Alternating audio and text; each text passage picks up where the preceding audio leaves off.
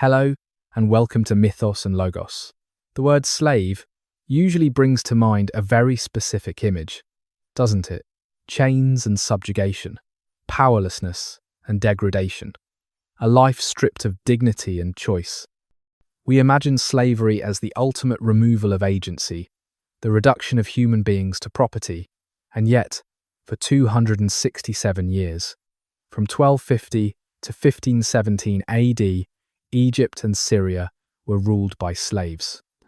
Not by former slaves who had somehow won their freedom and then clawed their way to power, by actual slaves who, while still technically owned, seized the throne and created one of the medieval world's most formidable military powers. They defeated the Mongols when no one else could. They crushed the last Crusader kingdoms. They built monuments that still pierce the Cairo skyline. And they did all of this while maintaining the legal fiction that they remained property. How does a slave become a sultan? How does human chattel transform into absolute authority? Tonight, we will follow that impossible journey from the windswept steppes of Central Asia to the marble halls of Cairo's citadel, from the auction block to the throne room, from chains to crowns. We will witness a system so paradoxical that it defies easy explanation. A military aristocracy that recruited its members exclusively from the enslaved. A ruling class that reproduced itself not through bloodlines but through the slave markets of the known world. I'd appreciate it if you could help the channel with a quick like and subscription. It's what motivates me to keep producing content. Your engagement matters so much, and because we're building a worldwide community, I'm curious to know where you're watching from and what time it is there.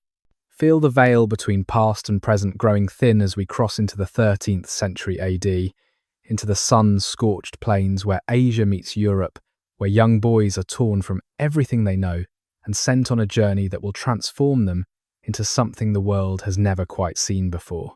The steppes, remember, the grasslands stretch forever. This is the world north of the Black Sea and the Caspian, the great sweep of plain and rolling steppe that extends from the borders of Europe eastward toward the rising sun. Here the Kipchak Turks graze their horses, following the grass as their ancestors have for countless generations. The sky is impossibly vast, the wind never stops. In summer, the heat bakes the earth until it cracks. In winter, the cold arrives like a knife. This is a hard land that produces hard people. Nomads who live in felt tents and measure wealth in horses, who can ride before they can walk properly, who grow up with the bow, as naturally as city children grow up with books. To the east and south, beyond the mountains, the Circassians and Georgians maintain their villages in the Caucasus valleys, Christian peoples caught between the Muslim powers to the south and the pagan steppes to the north. They too are warriors, mountain fighters who know every ridge and ravine of their homeland. These are the peoples the Mamluk system will devour, not their adults, but their children. Boys mostly, between 8 and 12 years old. The perfect age, as the slave traders have learned through generations of practice. Old enough to survive the journey, young enough to be completely remade, young enough to forget, or to be taught to forget. Young enough that their loyalty can be redirected, their identity rebuilt from nothing. The taking happens in different ways. Sometimes it is warfare. A raiding party sweeps through a Kipchak encampment, and when the dust settles, the boys are gone. Sometimes it is raid disguised as trade. A merchant caravan arrives, negotiations are held, and certain transactions occur that no one discusses openly. Sometimes it is simply poverty. A father with too many sons and not enough horses makes a calculation. The boy will eat better as a slave in Egypt than as a free man starving on the steppe. Perhaps he will even send money home.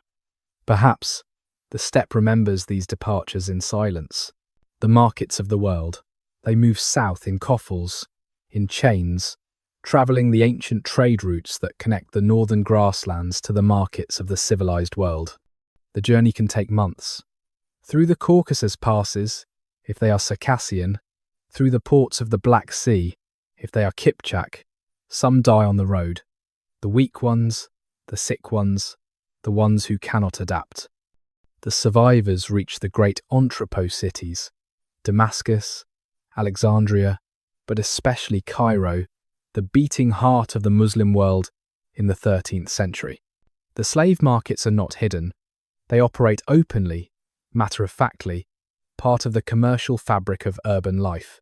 The markets for Mamluks are distinct from the markets for other slaves. These are military slaves, a premium product, and they are evaluated accordingly. The buyers are not looking for field hands or household servants. They are looking for raw material that can be forged into something extraordinary. The examination is thorough. The boy is made to strip, to turn, to demonstrate his physical soundness. Are his limbs straight? His teeth good? His eyes clear? But the buyers are looking for something beyond physical health. They are looking for a certain quality that is hard to define. Pride, perhaps. A refusal to be broken. The ones who meet the buyer's eyes are worth more than the ones who stare at the ground. The slave markets want boys with spirit, because the training will require spirit to survive. They want clay that resists the sculptor's hand, because only such clay can hold its shape under pressure. The prices vary wildly. A Kipchak boy might sell for 100 dinars.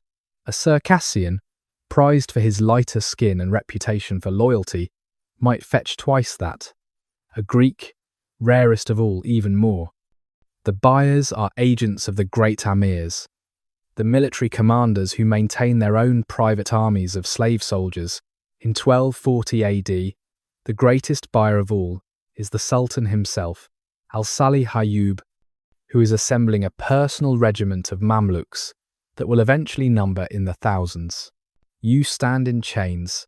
You are perhaps 10 years old, though you have lost track of time since the raiders came. You remember your mother's face. You remember the smell of the felt tent, the sound of horses, the taste of fermented mare's milk. But these memories are already fading, becoming dreamlike and uncertain. Now you stand on a wooden platform in a market in Cairo, and everything is overwhelming, impossible to process. The noise hits you first. You have never heard anything like it. The steppe was quiet except for wind and hoofbeats.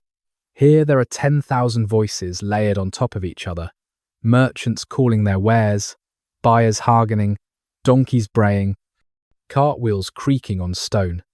The smell is equally stunning. Spices you cannot name, roasting meat, human sweat, animal dung, perfume, all of it mixing together into something that makes your eyes water. The city rises around you in ways that defy your understanding of how humans live. Buildings taller than any tent, made of stone and brick, crowding together until they block out the sky. And in the distance, dominating everything, the citadel of Cairo rises on its rocky outcrop, a fortress that seems to have grown from the mountain itself. You do not know it yet, but that fortress will become your home, your prison, and eventually, perhaps, your kingdom. A man is examining you now. He is Egyptian, dark-skinned and severe, wearing the clothes of a military officer. His hands are not gentle as he checks your teeth, your eyes, your limbs. You want to resist, to pull away, but the chains prevent it, and your pride prevents it, and something deeper prevents it too, some instinct that this moment is a test. So you stand still. You meet his eyes, and when he nods and moves to negotiate with the slave merchant, you understand that you have passed the first examination. You have been found acceptable. You will not be sent to the mines or the fields. You will become something else, though you do not yet know what. The crucible. The training begins immediately. You are taken from the market to the barracks of the citadel, to quarters set aside specifically for new acquisitions. The first thing they do is give you a new name. Your step name is gone, erased. You are Ahmed now, or Muhammad, or Baybars. A Muslim name. Even though you do not yet know what Islam is, you will learn. The conversion comes within days. You are brought before an imam, a religious teacher, who explains through a translator the basics of the faith. There is one God. Muhammad is his prophet. You must pray 5 times daily. You must observe the fasts. You must accept the revelation. Do you accept? You nod, not fully understanding, but understanding enough. You understand that this is not really a question. And so you become Muslim, or at least you begin the process of becoming Muslim, repeating the words that will be drilled into you until they become automatic, until they become real. The education is comprehensive and relentless. Arabic first, because you must be able to understand commands, to read the Quran, to function in this new world. You learn alongside dozens of other boys, all of them torn from their own homelands, all of them struggling with the same alienation and confusion. You learn Arabic, and you learn Islam, and you learn, slowly, that you are not alone. The boy next to you speaks a different language, comes from a different tribe, but he is experiencing the same transformation you are experiencing. You are being unmade and remade together. The physical training is even more intense. You wake before dawn. You run until your lungs burn. You learn to fight with sword and spear, with lance and mace, with bow from horseback and bow from foot. The Mamluk military system is based on the mounted archer, the combination of speed and firepower that has dominated Middle Eastern warfare since time immemorial. You must become expert in this. You must learn to shoot accurately while riding at full gallop, to wheel and charge and retreat with perfect discipline, to function as part of a coordinated unit. The training takes years. 3, 5, 7, depending on your aptitude and your master's patience. During this time, you are not allowed to leave the barracks without supervision. You are property, still legally owned by the Amir or Sultan who purchased you. But something strange is happening. Even as you are bound by chains of ownership, you are being elevated. You are learning skills that most free men will never possess. You are being entrusted with weapons, with horses, with knowledge. You are becoming dangerous. A brotherhood of iron.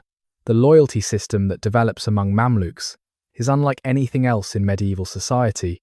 The word they use is kushdashiyya, which means something like fellowship of the barracks or brotherhood of training. It refers to the bonds formed between Mamluks purchased and trained together by the same master during the same period. These bonds become the fundamental organizing principle of Mamluk political life. Stronger than family ties, stronger than ethnic identity, stronger even than loyalty to the master himself.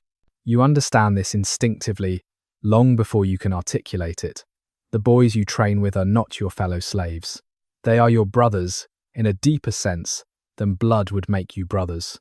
You share everything. The same harsh training, the same brutal discipline, the same gradual transformation from frightened child to hardened warrior. You learn each other's capabilities intimately. You know who can be trusted in combat, who will hold the line, who will charge when ordered. You eat together, sleep in the same quarters, pray side by side.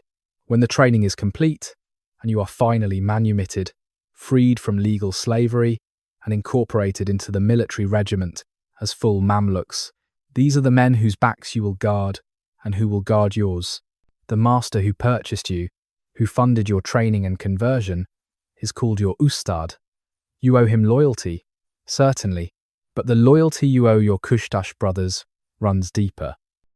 In the decades to come, as Mamluks begin to rise to positions of power, this distinction will become crucial.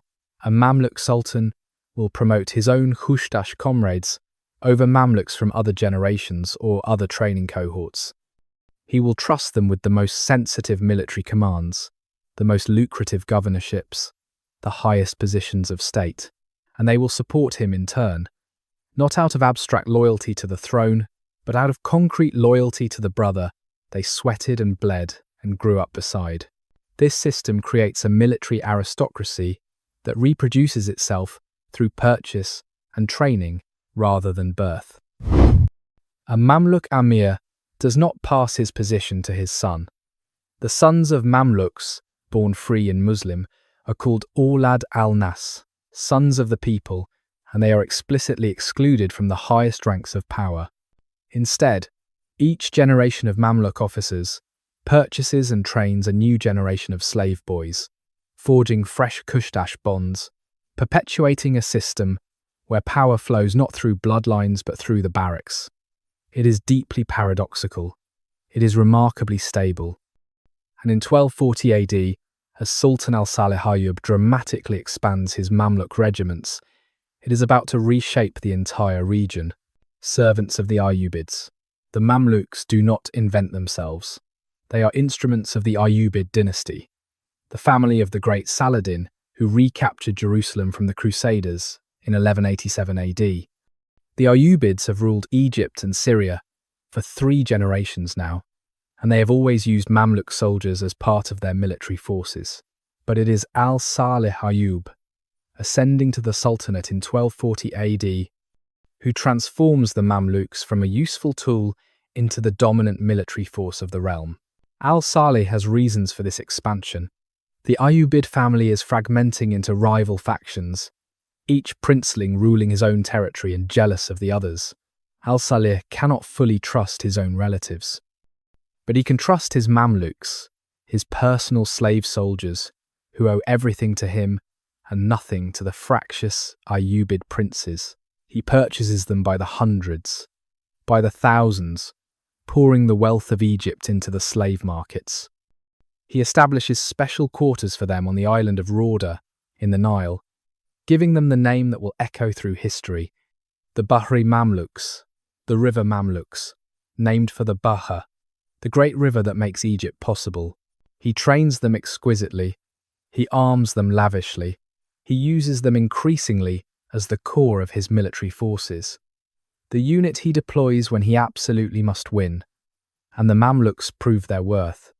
They fight his wars against his Ayyubid cousins. They repel Crusader raids.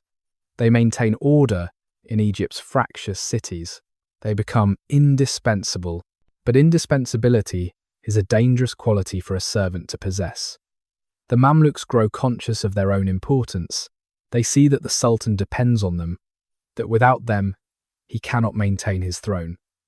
And dependency, as any slave knows, can be a lever. The balance of power is shifting in ways that al-Salih Ayyub perhaps does not fully recognize. He has created a military force that answers to no one but itself, bound together by loyalties, stronger than any oath to the throne. He has given slaves the skills and organization to seize power. All they need is opportunity. The Sultan's shadow. The opportunity arrives in 1249 AD, though at first it appears to be catastrophe. King Louis, the 9th of France, has launched a new crusade, the 7th Crusade, aimed directly at Egypt. The logic is sound from the Crusader perspective. Egypt is the source of Muslim power in the region. Control Egypt, and you control the resources to retake Jerusalem. The French land at Damietta on the Mediterranean coast, capture the city, and begin their march inland toward Cairo. Al-Salih Ayyub mobilizes his forces to meet them. The Mamluks march out in full strength, the flower of his army. But the Sultan himself is dying. He suffers from a wasting disease, perhaps cancer, perhaps tuberculosis, and the stress of the invasion accelerates his decline. As the two armies maneuver for position near the town of Mansoura, al-Salih Ayyub succumbs in his tent. The Sultan of Egypt is dead on the eve of decisive battle. His wife, Shajar al-Dur, makes an immediate decision. She conceals the death. She continues to issue orders in the Sultan's name. She forges his signature on military dispatches. She allows no one into the royal tent except his most trusted Mamluks, who understand what must be done. Food is delivered to the tent as if the Sultan still eats. Physicians are summoned as if he still requires treatment. The fiction is maintained that al-Salih Ayyub still lives and still commands. The Mamluks fight brilliantly at Mansoura. They destroy the French vanguard in a devastating ambush. They trap Louis IX and his army, forcing them into a fighting retreat. They capture the King of France himself, perhaps the most stunning military achievement of the age. And only after the victory is secure does Shajar al-Dur allow the truth to emerge. The Sultan has been dead for weeks. The entire campaign was conducted by an army whose commander was a corpse, whose orders came from a woman, whose actual battlefield decisions were made by slave soldiers. The Ayyubid dynasty is wounded, perhaps mortally. Al-Salih's son and heir is in distant Mesopotamia. The transition of power is uncertain. Into this vacuum step the men who actually won the victory, who actually held Egypt against the crusade. The Mamluks know their own strength now. They have tasted command in the absence of their master, and they have realized something crucial. They do not need the Ayyubids anymore. They can rule themselves, a woman's gambit. The question facing Egypt in 1249 AD is simple and impossible. Who rules? The Ayyubid dynasty claims the throne by right of conquest and descent from Saladin. But the Ayyubids did not defeat the crusade. The Mamluks did. And in the brutal arithmetic of medieval politics, power belongs to whoever can hold it. Shajar al-Durr understands this better than anyone.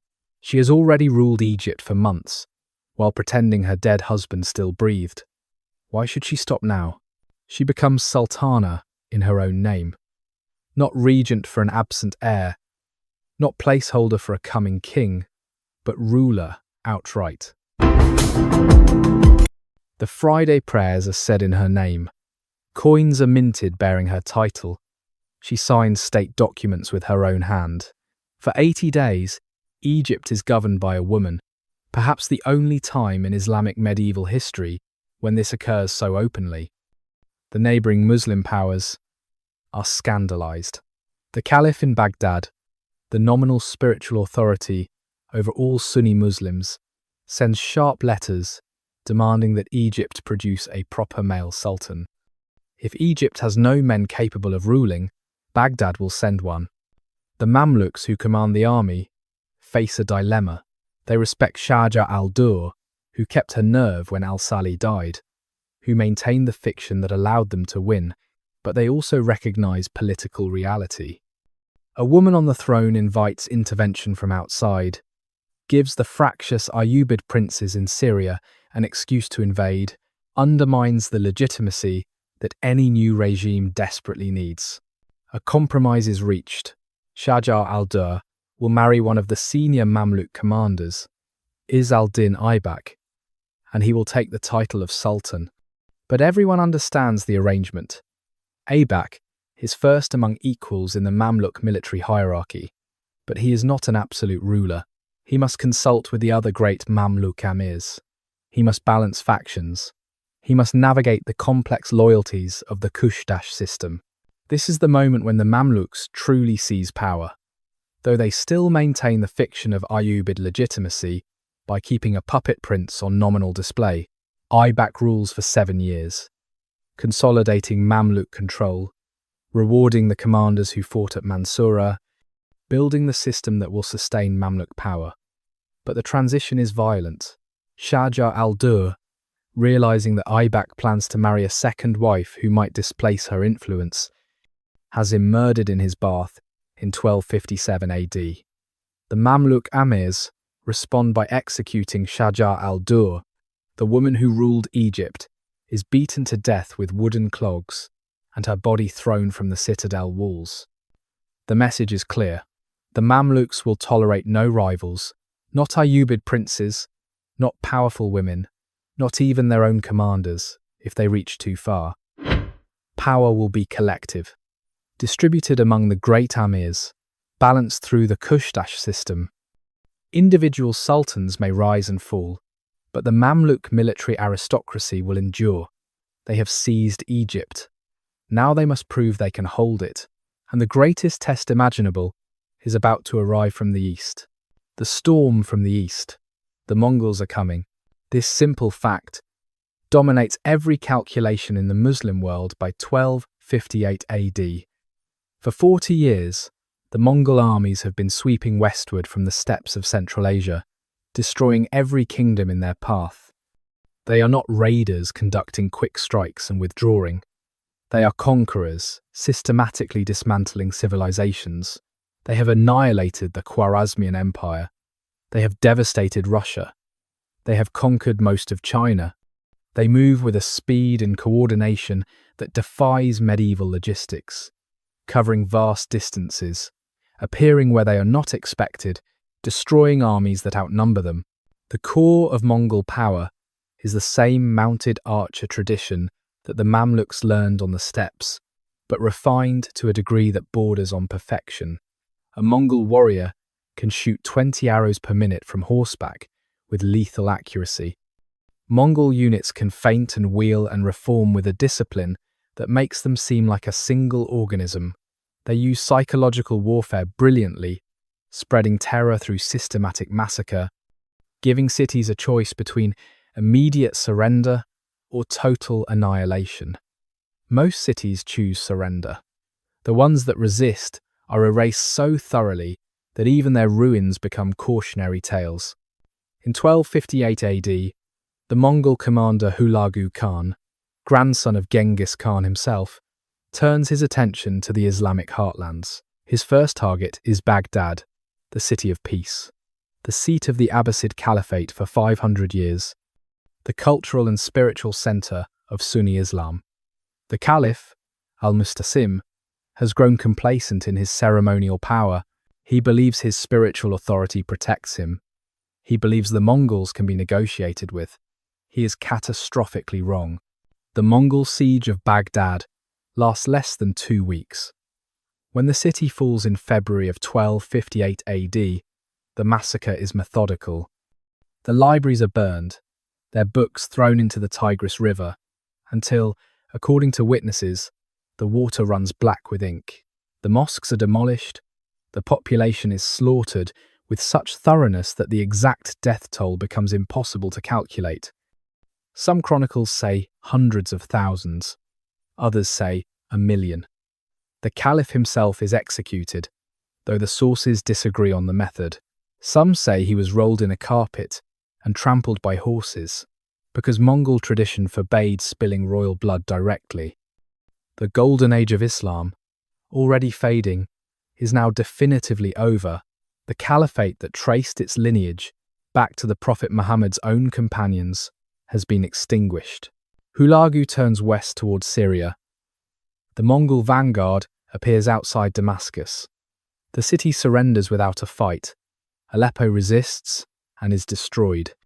The Mongols occupy most of Syria by 1259 AD. Between them and Egypt stands only the Sinai Desert and the Mamluk army. Hulagu sends ambassadors to Cairo with a letter for the Mamluk Sultan. The letter is not subtle. It lists the kingdoms the Mongols have destroyed. It describes the fate of rulers who resisted. It demands immediate submission. The alternative is the fate of Baghdad, in the shadow of hooves. The roads are full of the fleeing. They come from Baghdad first, then from Damascus, then from every town and village in Syria. The refugees flow westward, ahead of the Mongol advance like water before a flood. They bring nothing but what they can carry, and stories that grow more horrific with each telling. They describe cities burning for days. They describe pyramids built from skulls. They describe a darkness moving across the world. In Cairo, the markets grow quiet.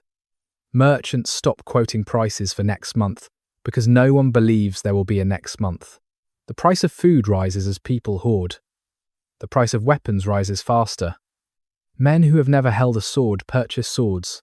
It does no good. Civilians with swords cannot stop the Mongols. Armies with swords cannot stop the Mongols. Nothing stops the Mongols. At night, you can hear the prayers rising from every mosque, every home. God is great. God is merciful. God protect us from the horsemen. But God did not protect Baghdad. God did not protect Damascus.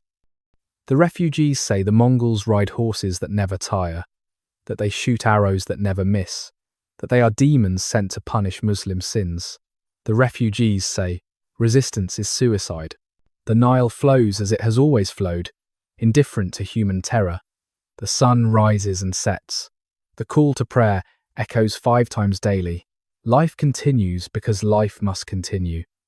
But underneath the routine there is a current of dread, a collective holding of breath. Everyone in Egypt is waiting to see what the new sultan will do.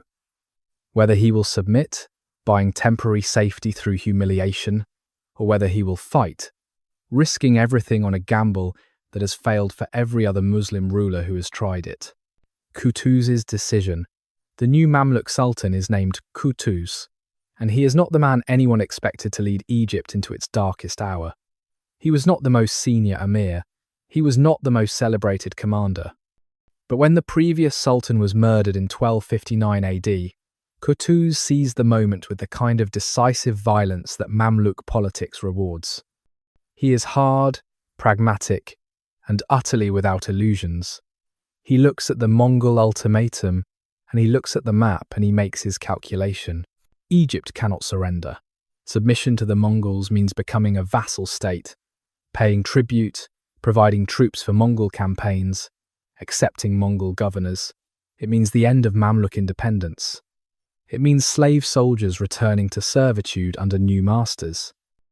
Everything the Mamluks have built since Al-Salih Ayyub's death, their seizure of power, their fragile legitimacy, all of it evaporates if they bow to Hulagu Khan. They might survive as individuals, they will not survive as a ruling class. But fighting means confronting the military force that destroyed the Khwarezmian Empire, that conquered Baghdad, that no Muslim army has defeated in decisive battle for 40 years.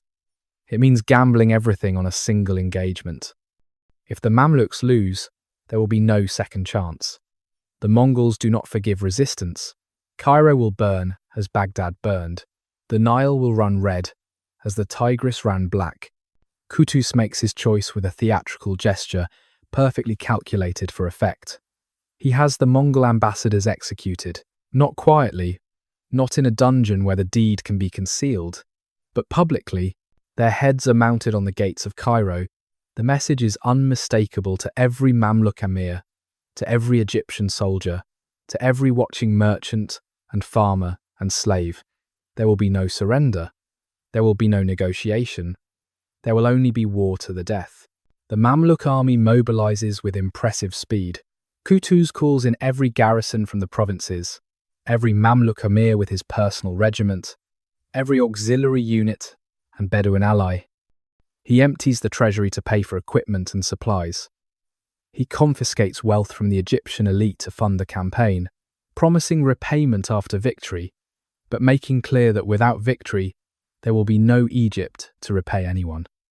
The force that assembles at Cairo numbers, perhaps 12,000 men, most of them veteran Mamluk cavalry, the elite troops trained since childhood for exactly this kind of warfare. They march northeast in July of 1260 AD, through the Sinai into Palestine. Qutuz knows his advantages are few but real. The Mongols are far from their base in Mongolia, at the end of an impossibly long supply line. Hulagu himself has withdrawn most of his army back toward Persia, leaving only a screening force in Syria under his general Kitbuka. The force the Mamluks will face is large but not overwhelming, perhaps 15,000 men, and the Mamluks are fighting for survival in a way that the Mongol detachment, already celebrating its conquest of Syria, is not. Desperation can be a weapon. Qutuz intends to use it. Ain Jalut, the turning.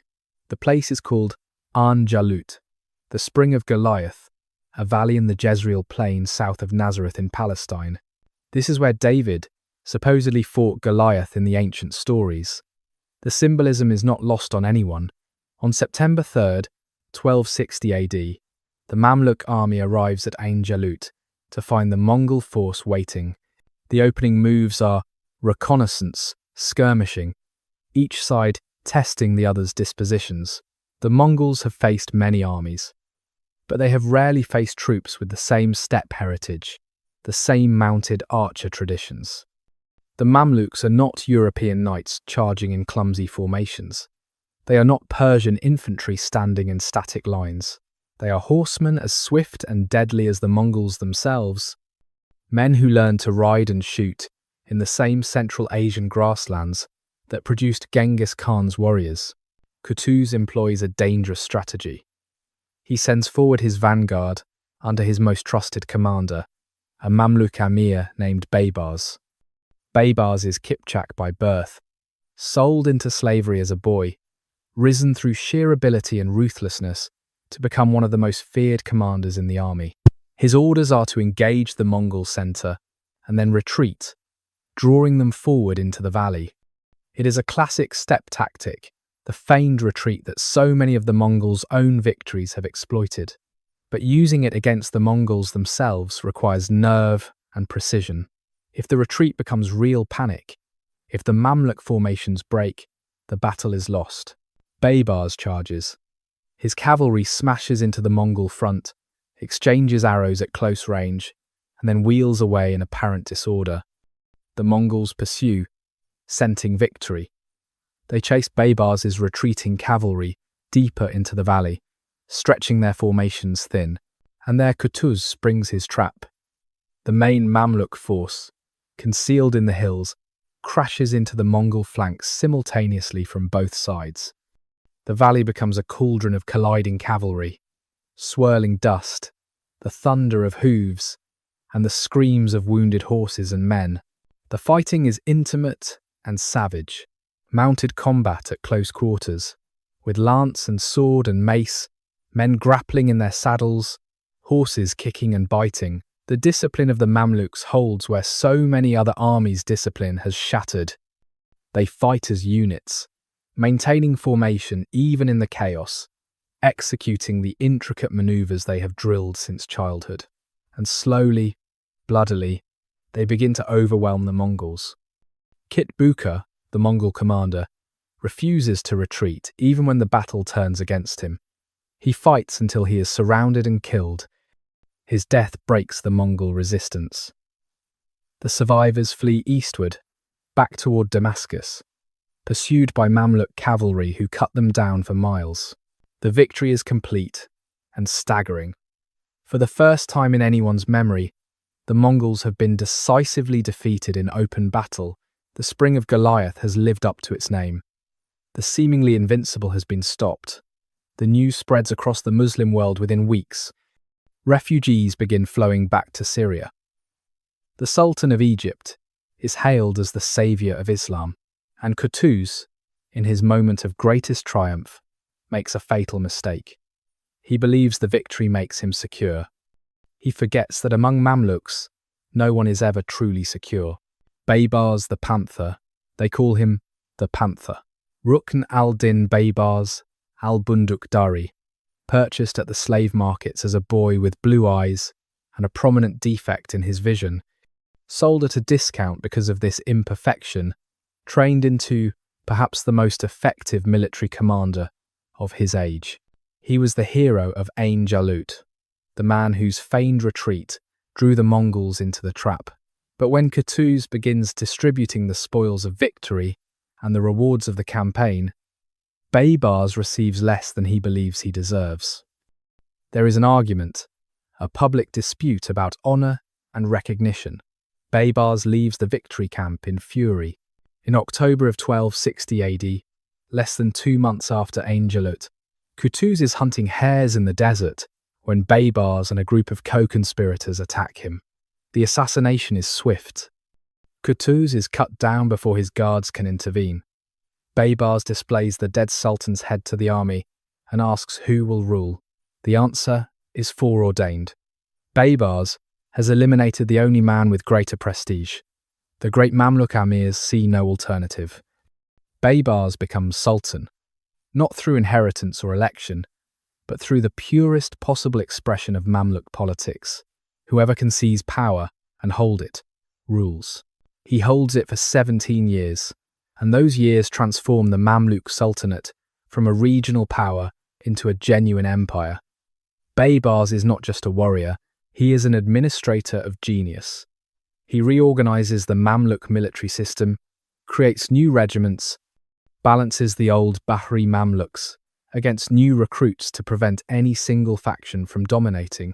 He establishes a postal system that allows messages to travel from Cairo to Damascus in 4 days, an astonishing speed that gives him an intelligence advantage over every rival. He builds fortifications, renovates Cairo's defences, restores the great mosques, His military campaigns are relentless. He drives the Mongols completely out of Syria, defeating their attempts to return again and again. He turns his attention to the Crusader states, clinging to the Palestinian coast, reducing their territories piece by piece. Antioch falls in 1268 AD after a siege that ends in comprehensive massacre. Baybars making clear what happens to cities that resist him. He campaigns into Armenia, into Anatolia, raiding as far as Cilicia.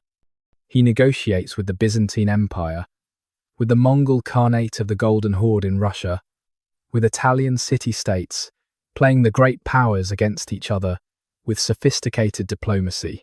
Perhaps his most clever move is purely political theatre. He locates a surviving member of the Abbasid family, a distant relative of the Caliph the Mongols killed in Baghdad. He brings this man to Cairo, installs him with great ceremony as the new Caliph, and uses his religious authority to legitimize Mamluk rule. The new Caliph is powerless, a figurehead who exists solely to provide Islamic legal cover for a government of slave soldiers. But the symbolism is potent. The Mamluks are no longer usurpers. They are the protectors of the caliphate, the defenders of Sunni Islam against the Mongol threat. Baybars has transformed raw military power into legitimate sovereignty. He dies in 1277 AD, possibly from poisoned kumis, fermented mare's milk, the drink of his stepchildhood. There are rumours that the poisoning was accidental, intended for someone else. There are counter-rumours that it was deliberate, that Baybars had made too many enemies, grown too powerful, threatened too many interests. The truth is lost. What remains is his legacy. He proved that Mamluks could not merely seize power, but govern effectively. He established the institutions and territorial base that will sustain the Sultanate for 2.5 centuries. And he set the template for what a Mamluk Sultan should be. A warrior absolutely, but also a builder, a diplomat, a patron, a man who understands that power means more than winning battles. The Mamluks are no longer slaves pretending to rule. They are rulers, masters of Egypt and Syria, the dominant military power from the Nile to the Euphrates. And they are just beginning. The builder sultan, Baybars, leaves chaos in his wake. His sons attempt to claim the throne, but they lack their father's ruthless competence. The Mamluk amirs, those great commanders who control the regiments, refuse to accept hereditary succession. The whole point of the Mamluk system is that power does not pass through blood. Within 2 years of Baybars's death, his sons are swept aside, and a new sultan emerges from the factional struggles. His name is Qalawun, and he will prove to be one of the greatest builders the Islamic world has ever known. Qalawun is already old when he takes power in 1279 AD, perhaps 60 years old, ancient by medieval standards. He was purchased as a slave boy decades earlier for the extraordinary sum of 1,000 dinars, his high price earning him the nickname Al-Alfi, the Thousander. He fought at Ain Jalut. He served under Baybars. He knows how power works among the Mamluks, how fragile it is, how it must be constantly reinforced through patronage and intimidation and demonstration of capability. He understands that a sultan must not merely command the army, but must embed himself into the physical and cultural fabric of Egypt so thoroughly that removing him becomes unthinkable. So he builds. The complex that bears his name rises on the Al-Muiz Street in the heart of Cairo, a sprawling compound that combines mosque, madrasa, and maristan, religious school, and hospital. The hospital especially is revolutionary in its scope. It has separate wards for different diseases, male and female sections, its own pharmacy, lecture halls where physicians train. Treatment is free for anyone who needs it, rich or poor, Muslim or Christian or Jew. The doors never close. The fountains in the courtyard run continuously. Their water changed daily because Qalawun believes that the sound of fresh water soothes the sick. The architecture is stunning, a synthesis of styles borrowed from Crusader Syria, from Fatimid Egypt, from Abbasid Iraq, all blended into something distinctly Mamluk. The Qibla wall that indicates the direction of Mecca, they features panels of marble cut so thin they are translucent, light glowing through them like stained glass. The minbar, the pulpit where the Friday sermon is delivered, is inlaid with ivory and ebony and mother of pearl in geometric patterns so intricate they seem to move as you walk past them. This is not merely construction, this is legacy building. Qalawun is ensuring that even after his death, his name will be spoken every time someone is healed in his hospital, every time someone studies in his madrasa, every time the call to prayer echoes from his minaret. He governs for 12 years, dying in 1290 AD, while preparing to besiege Acre, the last major Crusader stronghold. His son, Al-Ashraf Khalil, inherits the sultanate and completes his father's unfinished business. The final act of the Crusades is about to play out on the walls of a coastal fortress that has defied Muslim arms for 2 centuries. You walk through Cairo. You are walking through Cairo at its height, in the year 1300 AD, and the city assaults your senses with its vitality. The morning call to prayer has just finished echoing from 100 minarets, each one competing to be heard across the rooftops, the muezzins' voices blending into a layered song that fades slowly into the ordinary sounds of the day beginning. The sun is already hot, even though it has barely cleared the eastern horizon. The air smells of bread baking, of spices from the markets, of the Nile's distinctive muddy sweetness carried on the breeze. The streets are narrow, covered in places by wooden lattices that cast intricate shadows. You walk on stone worn smooth by centuries of feet. Around you, the city presses close, houses rising 3 and 4 stories, their upper floors jutting out over the street until they nearly touch the buildings opposite, creating a tunnel of shade. Clotheslines stretch between the buildings. Somewhere above you, a woman is singing, her voice drifting down from a screened window. You pass through the markets, and the variety staggers you. Silk from China, linen from Egypt's own delta, cotton from Syria, spices from India and the Far East, cinnamon and pepper and cardamom, piled in pyramids of browns and golds and reds. A perfume seller calls out, offering ambergris and musk and rosewater. The vegetable stalls overflow with produce, the fruits you recognize and fruits you have never seen. A water carrier moves through the crowd, his brass cups clinking, offering drinks for a few coppers. The merchants are shouting their wares in Arabic and Turkish and Italian and half a dozen other languages, because Cairo is where the trade routes of 3 continents intersect. You smell coffee before you see the coffee house, a new drink from Yemen that is becoming fashionable.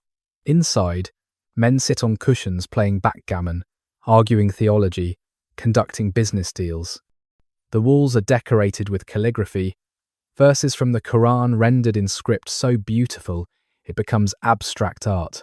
Everything is inlaid or carved or painted, because blank space is wasted space, because beauty is a form of prayer. In the distance, the citadel rises on its rocky outcrop, the Mamluk banners snapping in the wind. Closer, you can see the great mosques, their domes gleaming with tile, their minarets like stone prayers reaching toward God. The city feels permanent, prosperous, confident. This is the center of the world, or at least this part of the world. Everything flows through Cairo. Trade, learning, power. The Mamluks have made it so. And the Mamluks are about to make it even more secure by eliminating the last Christian foothold on the Levantine coast, the last Crusader fortress. Acre is the final holdout, the last significant Crusader city in the Holy Land. It has withstood sieges before, in 1189 AD, by Saladin, though he failed to take it. In 1291 AD, Sultan Al-Ashraf Khalil, Qalawun's son, brings the full might of the Mamluk Sultanate against its walls. The forces he assembles dwarf anything the Crusaders can muster. 60,000 men, perhaps more, the largest army the Mamluks have ever fielded. 200 siege engines, catapults and trebuchets and mangonels, machines capable of hurling stones weighing hundreds of pounds. Engineers from across the Muslim world, specialists in siege warfare, men who understand the mathematics of walls and the physics of destruction. The city's defenders know they are doomed but fight anyway. The Crusader military orders, the Hospitallers and Templars and Teutonic Knights, garrison the strongest towers. Italian merchants from Venice and Genoa and Pisa to pay for mercenaries to defend their quarters. The civilian population of perhaps 30,000 huddles behind walls that are about to prove inadequate. Appeals for help are sent to Europe, but Europe is distant and divided and weary of crusades. No relief force is coming. Acre stands alone. The siege begins in early April of 1291 AD. The Mamluk siege engines open fire, a continuous bombardment that goes on for weeks. The stone walls, built to withstand arrows and rams, begin to crack under the repeated impacts of projectiles, weighing as much as a man. For 7 sols, the defenders repair the breaches at night, but each day brings new damage. The Mamluks dig mines under the walls, timber-shored tunnels that burrow beneath the foundations. When the timbers are set ablaze, the tunnels collapse, and the walls above them collapse too. The assault comes in mid-May. After 6 weeks of bombardment, have opened multiple breaches. The Mamluks attack at dawn on the 18th, wave after wave of infantry pouring through the gaps in the walls. The fighting is desperate. The Crusader knights make suicidal charges, trying to plug the breaches with their bodies. The Italian merchants fight from their towers, knowing that surrender means slavery at best. But the numbers are impossible. For every Mamluk who falls, 3 more push forward. The defenders are exhausted, outnumbered 10-1, fighting without hope. By midday, the outer walls have fallen. The defenders retreat to the inner fortifications, to the castles and towers that stud the city. The Templars make their last stand in their fortress near the harbour, holding out for days even after the rest of the city has fallen, until the walls collapse and bury defenders and attackers alike in rubble. The Hospitallers fight until their master is killed and their tower breached. Some defenders try to escape by sea, cramming into boats, but many of these are overloaded and sink. Others are captured by Mamluk vessels patrolling the harbour. The sack of Acre is methodical. The male defenders are killed or enslaved. The women and children are enslaved. The churches are demolished. The fortifications are systematically destroyed, pulled down stone by stone, because Al-Ashraf Khalil wants to ensure that Acre can never again serve as a Crusader bridgehead. The city that Richard the Lionheart captured, that served as the capital of the remnant Crusader kingdom for a century, ceases to exist as anything but ruins. The fall of Acre ends the Crusader presence in the Holy Land. Some minor castles and fortresses hold out for a few more years, but they are isolated outposts without hope of support. By 1302 AD, the Mamluks have captured the last of them. 2 centuries after the First Crusade captured Jerusalem, the Christian kingdoms in the Levant are extinct. The Mediterranean coast, from Egypt to Anatolia, is under Muslim control. And the Mamluks, these former slaves who seized power just 40 years earlier, have accomplished what Saladin himself could not complete. They have driven the Franks into the sea. Al-Nasir Muhammad's dream.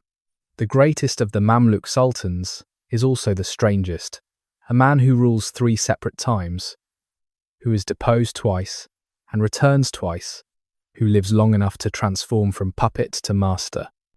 His name is Al-Nasir Muhammad, son of Kalawun, and his reign, interrupted but spanning from 1293 to 1341 AD, represents the absolute peak of Mamluk civilization. His first reign begins when he is 8 years old, a child sultan manipulated by powerful amirs. They depose him when he is 14. He returns at 16, still a puppet, but Al-Nasir is learning, watching, biding his time. In 1310 AD, now in his 20s, he seizes real power in a swift coup, purging the emirs who controlled him, executing some, exiling others, demonstrating that he is no longer a child to be managed. His third reign, this time with actual authority, lasts for 31 years, and during those 3 decades, the Mamluk Sultanate achieves a level of prosperity and cultural sophistication that will never quite be matched again. He builds obsessively, surpassing even his grandfather Qalawun. Mosques rise across Cairo, each trying to outdo the last in beauty and scale. The Nasir Muhammad Mosque in the Citadel features columns taken from destroyed Crusader churches, a conscious statement that Christian power has been converted to Muslim glory. He renovates the old Ibn Tulun Mosque, adding a minaret and restoring the ablution fountain. He constructs bridges, caravanserais, water systems. Cairo, under his rule, becomes one of the most beautiful cities in the world, a showcase of Islamic architecture and urban planning. The economy flourishes. Cairo sits astride the spice trade between east and west, the route by which pepper and cinnamon and cloves flow from India and the Spice Islands to European markets. The Mamluks tax this trade, and the revenues are staggering. Al-Nasir's treasury overflows. He can afford his building projects, his maintenance of a massive standing army, his lavish court, and still accumulate reserves. The Egyptian countryside prospers too. The elaborate irrigation systems that make agriculture possible in a desert climate maintained and expanded. The annual Nile flood managed through competent administration. This is the era when Mamluk art reaches its height. Metalworkers create brass vessels, inlaid with silver in intricate geometric patterns, their surfaces covered with calligraphy and arabesque designs. Glassmakers produce lamps for mosques, glass blown so thin it seems impossible, decorated with enamelled inscriptions and gilding. Manuscript illuminators produce Qurans of extraordinary beauty, the text rendered in gold leaf on blue-dyed paper. Woodcarvers create minbars and screens with joinery so precise no nails or glue are needed. Pure geometric puzzle work that holds together through friction and balance. The court attracts scholars from across the Islamic world. Historians like al-Makrizi will later document this period with nostalgia, describing it as a golden age when learning flourished, and the Sultan patronized poets and theologians and scientists. Damascus and Cairo become centers of intellectual life. Their madrasas, teaching Islamic law, medicine, astronomy, mathematics. The Mamluks themselves, trained warriors who often remain functionally illiterate, nonetheless understand the prestige that comes from cultural patronage. They may not read the books, but they pay for their production, and that is enough. Al-Nasir Muhammad dies in 1341 AD. After ruling longer than any other Mamluk sultan, he leaves behind a stable, prosperous, beautiful sultanate. He also leaves behind something more dangerous, a precedent. For the first time in Mamluk history, sons have succeeded fathers, not just once but through multiple generations.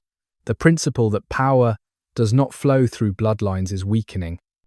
The Kushtash system that bound Mamluks together through shared training is fragmenting into factional loyalty. The seeds of instability have been planted, but in 1341 AD, at the moment of al-Nasir's death, the Mamluk Sultanate stands at its absolute zenith, and it seems like it will last forever. Stones that speak. Stand in Cairo at dusk and listen to the stones. The light is fading, the heat of the day dissipating, the sky turning from blue to purple to black. The minarets are silhouettes against the dying light. Somewhere the call to Maghrib prayer begins, the evening prayer, and then spreads as other muezzins take up the call, their voices weaving together into a pattern as old as Islam. The stones remember. The Mosque of Qalawun remembers the patients healed in its hospital, the students taught in its madrasa, the prayers spoken over 7 centuries. The Mosque of al-Nasir Muhammad remembers the sultans who prayed there, the victories announced from its minbar, the elegance of its proportions.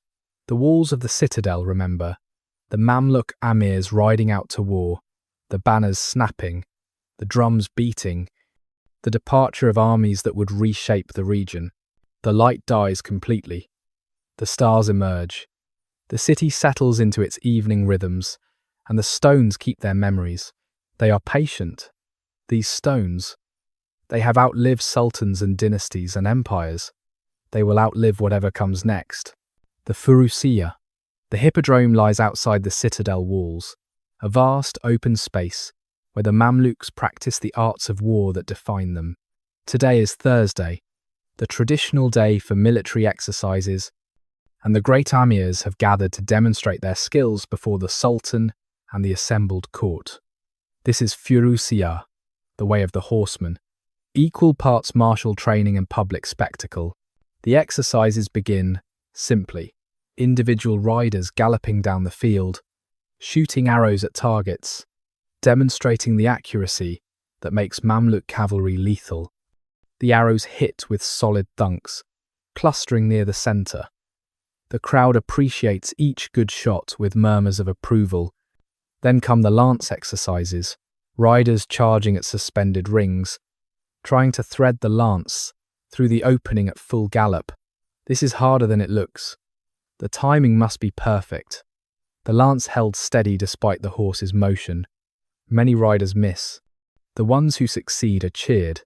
Now the mock combat begins, the serious business that justifies all the practice.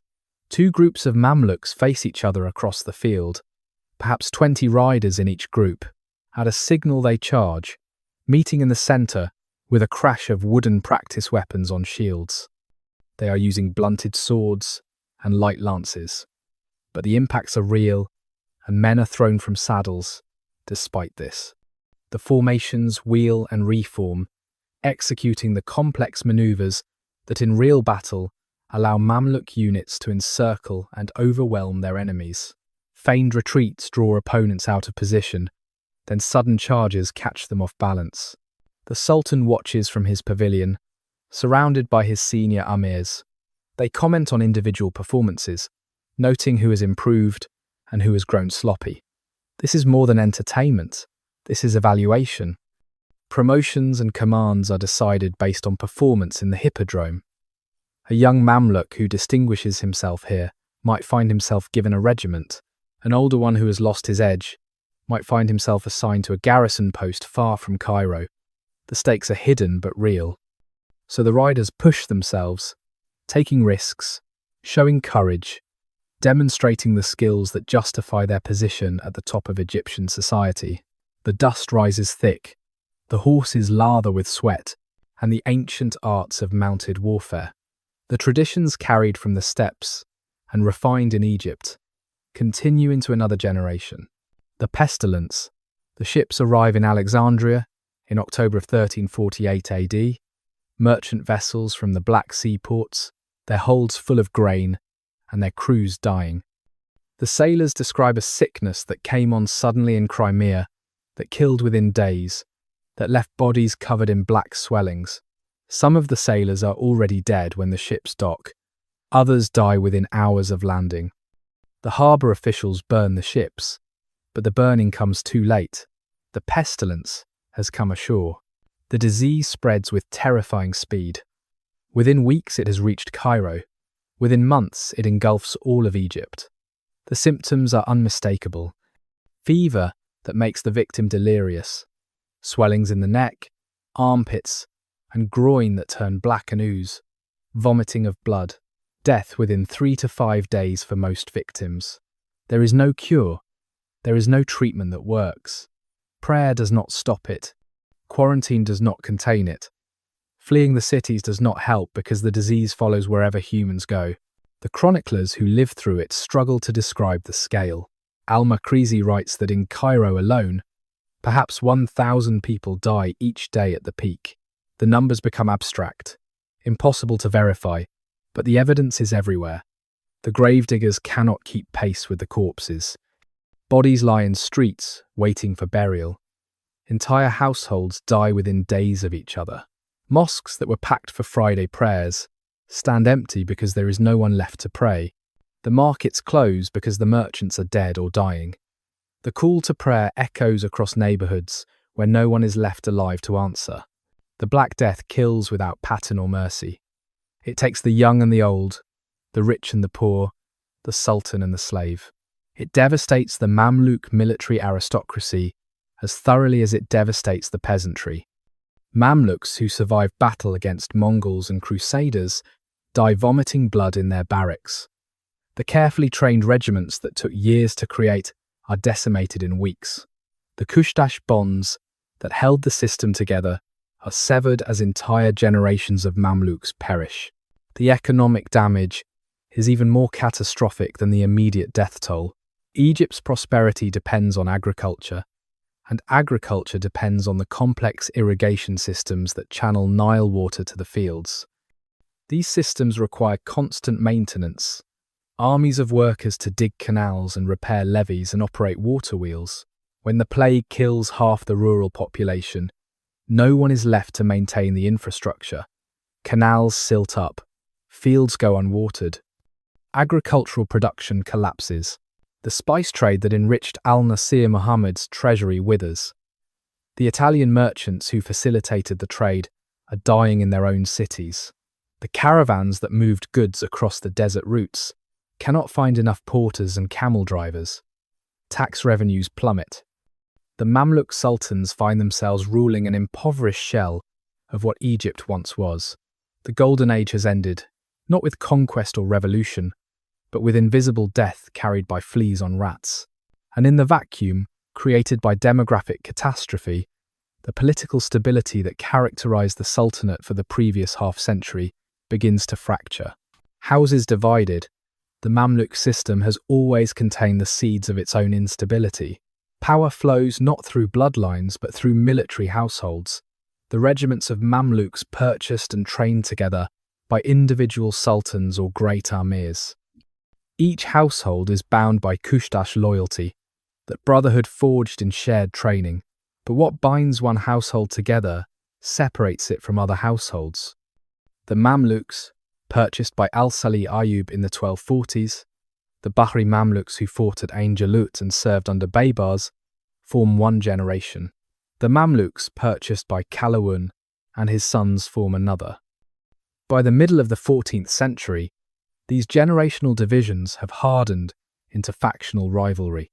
The terminology becomes geographic. The original Mamluks, those river warriors of Al-Salih, are the Bahri faction. Their descendants and allies control many of the key posts in Cairo. But in 1382 AD, a new faction seizes power. Mamluks originally quartered in the towers, the Burj, of the citadel. These Burji Mamluks are mostly Circassian rather than Kipchak, purchased from the slave markets of the Black Sea. They speak a different language, they maintain different cultural practices, and they resent the Bahri dominance of the Sultanate's highest ranks. The man who leads the Burji seizure of power is named Barkuk, and he is everything the early Mamluks were: ruthless, capable, utterly without sentiment. He murders his way to the throne in 1382 AD, eliminating rivals with efficient brutality. He establishes the Burji Mamluk dynasty that will rule Egypt until the Ottoman conquest over a century later. But his ascent inaugurates an era of vicious instability. The Bahri faction does not accept displacement quietly. For decades, Cairo experiences repeated coups and counter-coups, sultans rising and falling with dizzying speed, military households fighting each other in the streets. The factional violence goes beyond mere political rivalry. It becomes existential. When a new sultan from one faction takes power, he must immediately purge the military establishment of supporters of the previous sultan from the rival faction. Governors are replaced. Regiment commanders are executed or exiled. Wealth is confiscated and redistributed. Each coup triggers a cascade of bloodshed as the new regime consolidates control. And because Mamluk sultans face constant threat of assassination or rebellion, they grow paranoid and brutal, trusting no one, maintaining power through terror as much as competence. The civilian population of Egypt suffers enormously from this instability. When Mamluk factions fight in Cairo's streets, it is civilians who are caught in the crossfire. When a new sultan needs to reward his supporters, he raises taxes to pay for the patronage. When regiments stationed in provincial cities feel their pay is inadequate, they extort money from local merchants and farmers. The mutual relationship between the Mamluk military elite and the Egyptian populace, never exactly harmonious, but at least functional, begins to decay into pure extraction. The economic decline accelerates. Egypt in the late 1400s is poorer than Egypt in 1300. Agricultural output has not recovered from the Black Death. The spice trade faces new competition from Portuguese ships that are beginning to round Africa, bypassing the Red Sea routes entirely. The treasury is chronically empty. Sultans debase the coinage, mixing copper into silver, hoping no one will notice. Everyone notices. Inflation spirals. The architectural patronage that characterized the Golden Age dwindles. Fewer mosques are built. The ones that are built are smaller, cheaper, less magnificent. Yet the Mamluks still see themselves as the martial elite of the Islamic world. They still maintain their training regimens, their hippodrome exercises, their cult of horsemanship and archery. They still purchase young slaves from the Caucasus and the steppes, still train them in the traditional ways, still bind them through Kushtash loyalty. The forms remain even as the substance erodes. They are preparing to fight the wars of the past, while the world moves toward a future they do not recognize. The world ablaze. Evening settles over Cairo, and the muezzins call the faithful to Maghrib prayer. The sky glows orange and red, the sun disappearing beyond the western desert, and for a moment the city is bathed in amber light. The Nile catches the sunset and turns to molten gold. The sails of the riverboats are dark silhouettes against the brightness. Everything is still, suspended in the quiet between day and night. You stand on the bank and watch the water flow, as it has flowed for millennia, indifferent to human concerns, constant in a world of change. The river remembers when there were no Mamluks, when the Fatimids ruled, when the pharaohs built their pyramids. It will remember when the Mamluks are gone too. Whoever comes next, whatever empires rise and fall, the water moves always toward the sea, patient and eternal. The light fades slowly. The city begins to glow with lamps and candles, points of illumination scattered across the darkness like earthbound stars. Somewhere a woman is singing, a lullaby drifting from a window. Somewhere a dog barks. Somewhere the night watch calls the hour. The ordinary sounds of a city settling into sleep, timeless and universal. The world might be changing, empires might be crumbling, but here and now, the evening prayer is said, and the lamps are lit, and life continues, as it always has, as it always will. Timur's wrath. The horsemen who appear in Syria in 1400 AD make even the Mongols look restrained. They are commanded by Timur, called Tamerlane by Europeans, a Turco-Mongol conqueror who has spent the previous 20 years building an empire stretching from India to Turkey. He is lame in one leg from an old wound, but this physical limitation has not slowed his ambition. He claims descent from Genghis Khan, though the claim is dubious. What is not dubious is his military genius and his absolute willingness to employ terror as a weapon. Timur's invasion of Syria is ostensibly a response to Mamluk interference in Anatolia, where the Mamluks have been supporting local rulers against Timur's expansion. But the real motivation is simpler. Syria is wealthy, or was wealthy, before Timur arrives. The plunder available in Damascus and Aleppo justifies the campaign. In late 1400 AD, Timur's army crosses into Syria from the east, perhaps 100,000 strong, hardened veterans of campaigns across Asia. The Mamluk sultan at this time is Nasir Faraj, a young man who inherited the throne from his father and is utterly unprepared for what he faces. He marches north with the Mamluk army to confront Timur, and the encounter near Damascus is less a battle than a rout. Timur's forces are larger, better supplied, and fighting under a commander of genius.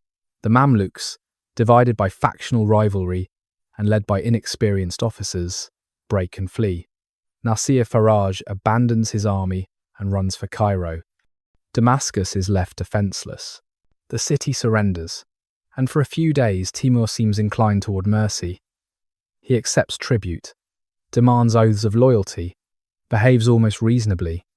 Then, perhaps provoked by rumours of resistance, perhaps simply because massacre is his preferred signature, he gives the order. The sack of Damascus, in 1401 AD, becomes legendary for its thoroughness. The entire population is ordered to assemble outside the city walls. Then Timur's soldiers sweep through Damascus methodically, looting everything of value. The great Umayyad Mosque, one of the holiest sites in Islam, is stripped of its treasures and then set ablaze. The famous covered markets burn. Entire neighborhoods are demolished. The artisans of Damascus, those metal workers and glassmakers and textile workers whose skills made Damascus famous, are seized and deported to Samarkand to beautify Timur's capital. The scholars and religious leaders are executed. The general population is enslaved or killed based on apparently random criteria. When Timur finally departs in March of 1401, Damascus is a smoking ruin, its population reduced by half, its economic base destroyed. The city will take generations to recover. Aleppo suffers a similar fate. Timur's forces besiege the city, breach its walls, and then engage in competitive massacre. There are accounts, perhaps exaggerated but perhaps not, of pyramids built from the severed heads of Aleppo's defenders, monuments to terror that are meant to break the will of anyone who might consider resistance.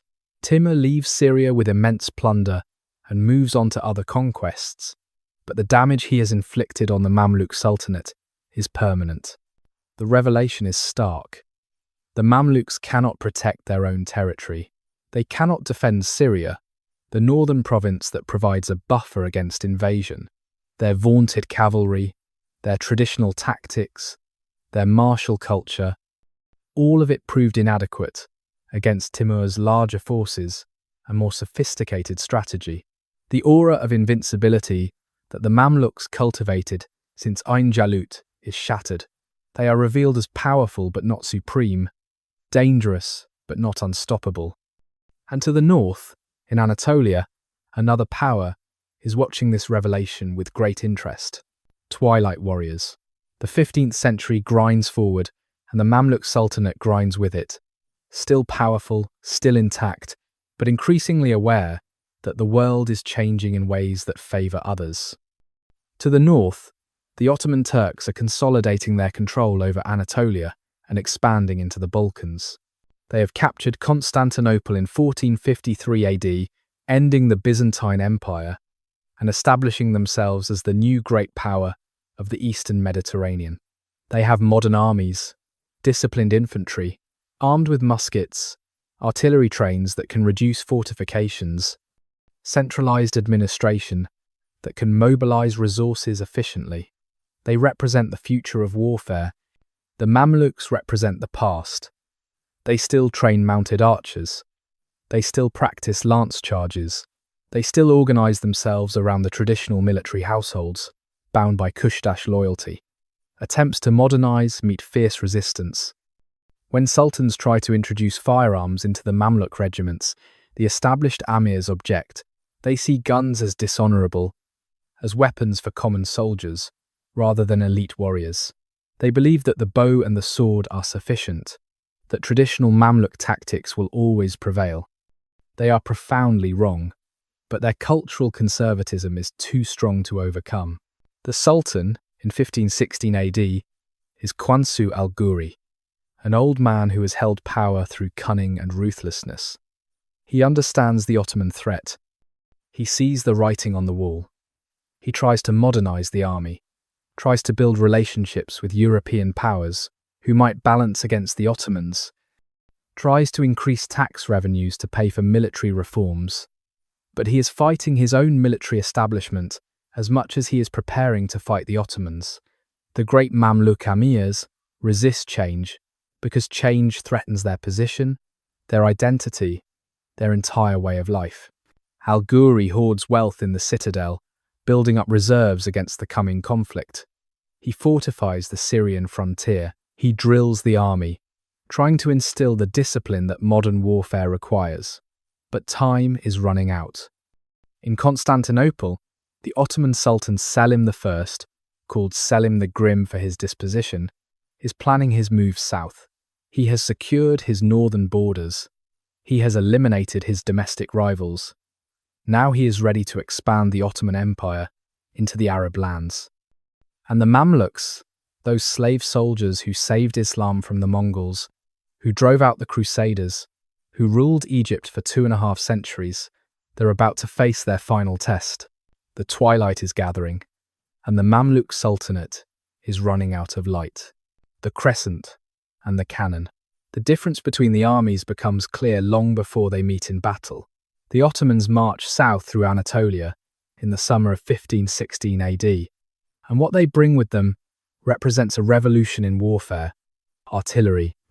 Hundreds of cannon, from massive siege guns that require teams of oxen to move to lighter field pieces that can be deployed rapidly. Muskets by the thousands. Matchlock firearms that can punch through armor at ranges where arrows lose their effectiveness.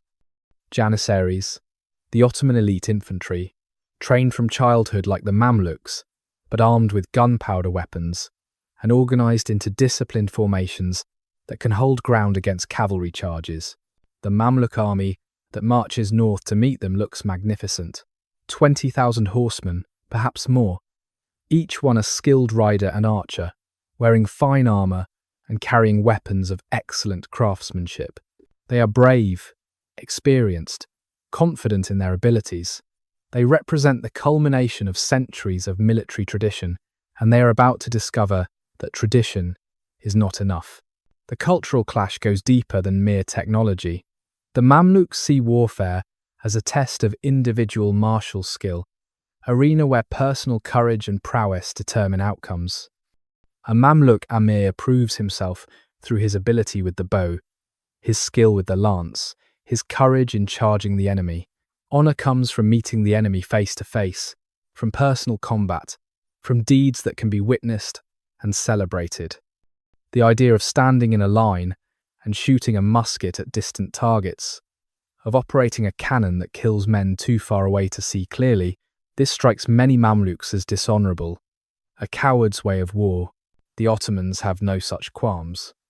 Sultan Selim understands that war is about achieving political objectives with maximum efficiency.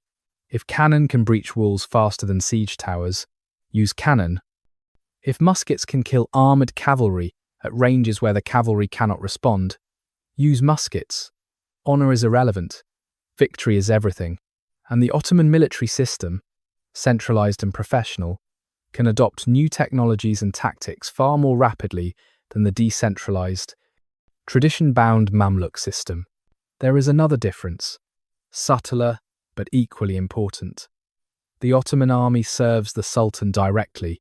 The Janissaries are slaves of the Sultan, forbidden to marry or own property, existing solely as military instruments. The Ottoman governors and generals are appointed by the Sultan and can be replaced at will. The entire system is hierarchical and centralized. When Selim gives an order, it is executed. The Mamluk army is a coalition of military households, each commanded by an emir who maintains his own private regiment. These emirs owe loyalty to the Sultan, but it is conditional loyalty, mediated through the complex web of kush-dash relationships and factional politics. When Qansu al-Ghuri gives an order, it must be negotiated, must be acceptable to the great emirs, must navigate the competing interests of the Burji factions. Unity of command is difficult. Rapid adaptation to changing circumstances is nearly impossible. Al-Ghuri knows all this. He has tried to modernize. He has purchased some firearms, recruited some infantry units trained in their use, but the reforms are superficial, resisted by the cavalry elite, who see their privileged position threatened. The Mamluk army, riding north in August of 1516 AD, is essentially the same army that fought at Ain Jalut 2.5 centuries earlier, mounted archers using tactics that have not fundamentally changed in generations. They are riding toward a massacre, Marj Dabik, The two armies meet on August 24th, 1516 AD, at a place called Marj Dabik, a plain north of Aleppo in Syria. The Mamluk forces hold the high ground, a good defensive position. Al-Ghuri deploys his cavalry. In the traditional formations, elite Mamluks in the centre, auxiliary troops on the flanks, a reserve positioned to exploit opportunities. If this were 1300 AD, the deployment would be sound. But it is 1516 AD, and everything has changed. The battle opens with an Ottoman artillery bombardment. The cannon roar, and the sound alone is shocking to horses that have never experienced it. The Mamluk cavalry, bred and trained for silence and speed, panics in some units. The cannonballs tear through formations, killing men and horses indiscriminately. The Mamluks have no effective response. Their arrows cannot reach the Ottoman gun positions. Their traditional tactics of mounted charges and feigned retreats are useless against artillery. Al-Ghuri orders the advance, trying to close the distance before the cannon can do more damage. The Mamluk cavalry charges, a magnificent sight, thousands of horsemen thundering across the plain in perfect formation. They are brave, they are skilled, and they ride into massed musket fire from Janissary infantry who hold their ground and fire in volleys, each rank firing, and then stepping back to reload while the next rank fires, maintaining a continuous stream of bullets. Horses fall, riders tumble, formations disintegrate. The Mamluks try to close with the Janissaries, to bring their lances and swords to bear, but the musket fire is too intense. Where individual Mamluks do reach the Ottoman lines, they find disciplined infantry with pikes and bayonets, trained to fight in close formation, supporting each other rather than engaging in individual combat. The Mamluk advantage in personal martial skill means nothing against this kind of coordinated mass warfare. The Mamluk left wing collapses first, Syrian auxiliary troops breaking and fleeing. The centre tries to hold, Al-Ghuri himself leading charges. The old sultan refusing to retreat, even as his army disintegrates around him. Reports of his death vary. Some say he was killed in the fighting. Others say he collapsed from exhaustion or a heart attack, that he fell from his horse and was trampled in the chaos. Either way, by afternoon the Sultan of Egypt is dead on the field, and his army is in full flight. The survivors flee south toward Damascus, and the Ottomans pursue. The battle has been decisive, perhaps the most one-sided major battle in Mamluk history. The casualties are staggering. Thousands of Mamluks killed, the flower of the military elite destroyed in a single afternoon. The Ottoman losses are minimal. Modern warfare has demonstrated its superiority over medieval chivalry. The age of the mounted archer is over. The last sultan, Cairo, learns of Marj Dabik within days. The news carried by fleeing survivors. The shock is profound. The sultan is dead. The army is destroyed. The Ottomans are coming. A new sultan is proclaimed, Tuman Bey, the last Mamluk who will ever hold that title, though he does not know it yet. He is brave and capable, but he inherits an impossible situation. Tuman Bey tries to organize resistance. He rallies what remains of the Mamluk forces. He fortifies Cairo. He appeals to the population for support, trying to frame the coming fight as a defense of Egypt against foreign conquest. Some respond, many do not. The common people of Egypt have little reason to love the Mamluks, who have extracted taxes and maintained order, but provided little else. If the Ottomans promise lighter taxation and better administration, why resist? The Ottoman army advances methodically through Palestine and into Egypt. Selim does not hurry. He knows the outcome is inevitable. In January of 1517 AD, the Ottomans reach Cairo. There is fighting in the streets, desperate and vicious, Mamluks making final stands in neighbourhoods they have controlled for centuries. But the outcome is never in doubt. Ottoman artillery reduces fortifications, Ottoman infantry clears buildings, the Mamluks die bravely and uselessly, their swords and bows no match for gunpowder. Tuman Bey escapes the city and tries to organize guerrilla resistance from the countryside. For a few months, he achieves small successes, ambushing Ottoman patrols, disrupting supply lines. But Selim is patient and ruthless. He offers amnesty to any Mamluk who surrenders. Many do. Tuman Bey is eventually betrayed by one of his own men, captured, brought to Cairo in chains. On April 15th, 1517 AD, he is hanged from the gate of Bab Zubaylah, the old city gate that has stood since Fatimid times. His body hangs there for days, a message to anyone who might consider further resistance. The Mamluk Sultanate is over. Egypt is now an Ottoman province. The slave soldiers who ruled for 267 years, who defeated Mongols and Crusaders, who built monuments and patronized arts, who transformed themselves from property into kings. They have been swept away by cannon and muskets and the inexorable march of history. What remains? You are standing in Cairo in the present day, and your hand rests on weathered stone. This is the wall of the Sultan Hassan Mosque, built in 1356 AD, one of the last great monuments of the Mamluk Golden Age. The stone is warm under your palm, heated by the Egyptian sun that has beat down on it for nearly 700 years. Run your fingers along the surface, and you can feel the marks where the mason's tools shaped this block. The subtle variations in texture, the weight of centuries. Look up, and the mosque rises above you, massive and somehow delicate at the same time. Its minaret reaching toward a sky that is the same blue it was when Mamluks first prayed here. The geometric patterns carved into the stone catch the light, creating shadows that shift as the sun moves. This is what they left, these slave soldiers. Not just buildings but beauty, not just fortifications but art. They built to last because they understood, perhaps better than most, that everything else is temporary. Walk through the old city, and the Mamluk presence is everywhere. The minarets punctuating the skyline, each one a different variation on the same elegant form. The caravanserais, where merchants once stored goods, the stone khans with their central courtyards and elaborate doorways, the sables, public fountains, where water was dispensed freely to anyone who needed it, charitable institutions that still function after half a millennium, the apartment buildings, yes, apartment buildings, multi-story residences with shops on the ground floor and living quarters above, urban planning centuries ahead of its time. You walk into a mosque for afternoon prayer, and the light streams through high windows, illuminating dust motes floating in the air, and you realize that this light has been streaming through these windows since the 1400s.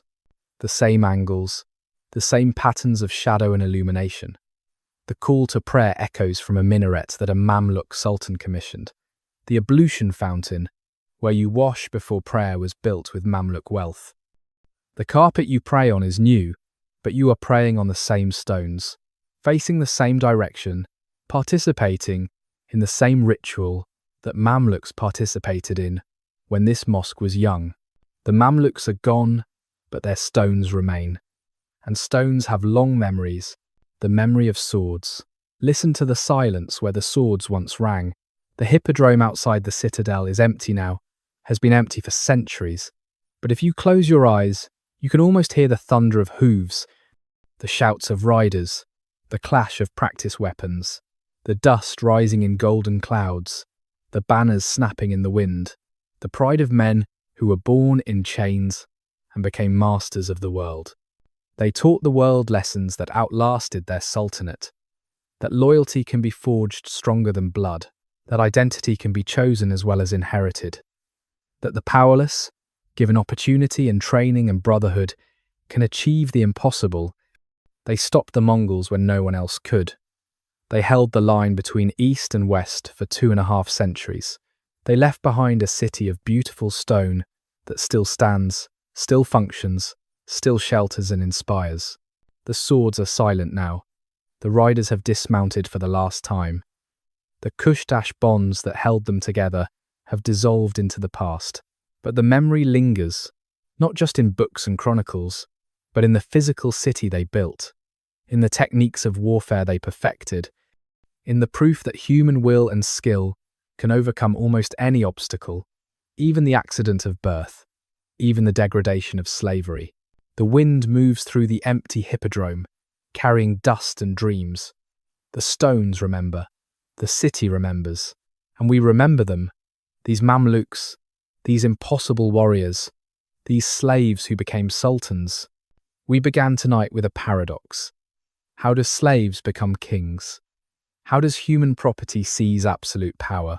We have followed the answer across 3 centuries and 1,000 miles, from the windswept steppes where children were taken, to the slave markets where they were sold, to the barracks where they were transformed, to the battlefields where they proved themselves, to the throne rooms where they ruled, to the gates where their sultanate finally ended. The Mamluk story is unique in history. No other society organized itself quite this way, recruiting its elite exclusively from the enslaved, reproducing itself through purchase and training rather than birth. Yet the lessons they offer are universal, about loyalty and brotherhood, about the power of shared hardship to forge bonds stronger than family, about the danger of clinging to tradition when the world is changing, about how even the greatest military powers can be overcome when they refuse to adapt. Their physical legacy is visible still. Walk through Islamic Cairo, and you walk through a Mamluk city. The mosques and madrasas and hospitals they built still stand, still serve the purposes they were designed for. The skyline they created still defines how we see Cairo. They built in stone because they knew, perhaps better than rulers born to power, that nothing else endures. I'm grateful we could travel these ancient paths together tonight, rest well beneath the starlit skies of ancient nights.